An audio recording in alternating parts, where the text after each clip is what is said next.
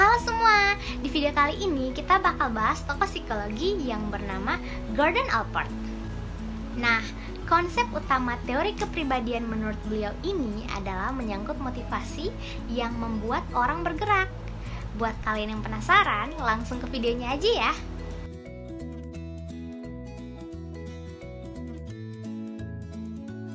Gordon Allport. Beliau lahir pada tanggal 11 November 1897 dan wafat pada tanggal 9 Oktober 1967. Konsep utama teori kepribadian menurut beliau adalah menyangkut motivasi yang membuat orang bergerak. Struktur kepribadian menurut Gordon Allport. Struktur kepribadiannya terbagi atas 4, yaitu yang pertama sifat atau traits, yang kedua traits, habit, attitude, yang ketiga trait dan konsistensi pribadi, dan yang terakhir proprium. Yuk kita bahas satu persatu struktur kepribadiannya. Yang pertama, traits.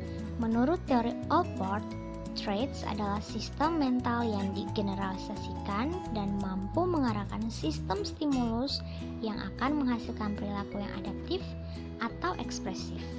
Karakter traits menurut Allport. Yang pertama, nyata dan benar-benar ada di setiap individu, bukan hanya sekedar label dan sebutan. Yang kedua, menjadi kausal dari suatu perilaku yang biasanya terjadi. Yang ketiga, empiris atau bisa diidentifikasi dengan indera.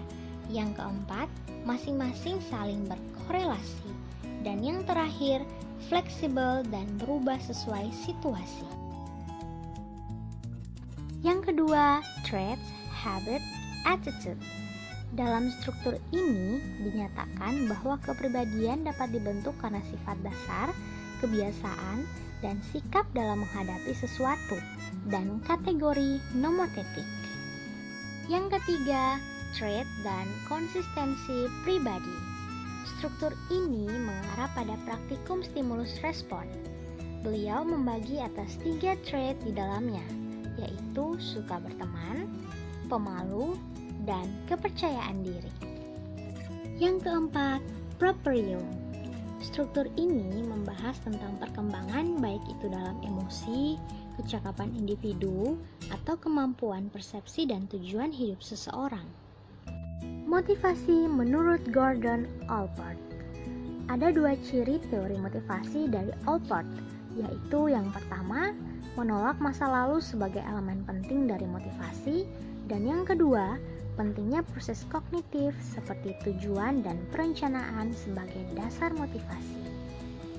Teori motivasi ini menunjukkan keyakinan Allport bahwa manusia adalah makhluk sadar dan rasional yang bertingkah laku berdasarkan apa yang diharapkannya dapat dicapai dan bukan karena keinginan primitif atau pengalaman traumatik pada masa lalu.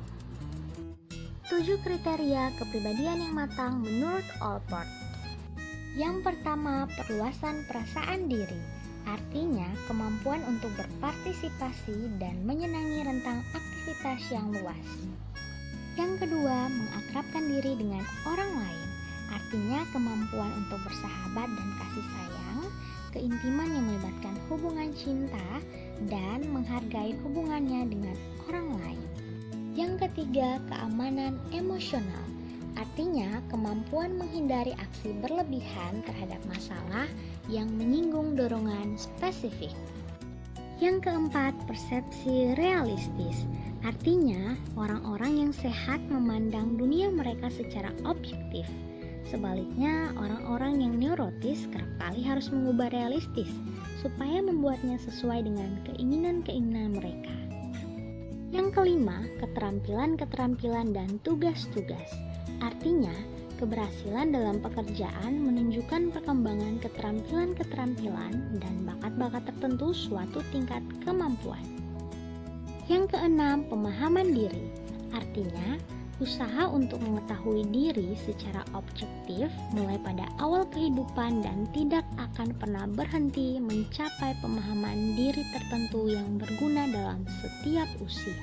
Yang terakhir, menyatukan filsafat hidup. Artinya, seharusnya ada latar belakang alur keseriusan yang lengkap yang memberi tujuan dan makna kepada apapun yang dilakukan orang. Agama adalah salah satu sumber terpenting dari filosofi semacam itu, walaupun bukan satu-satunya.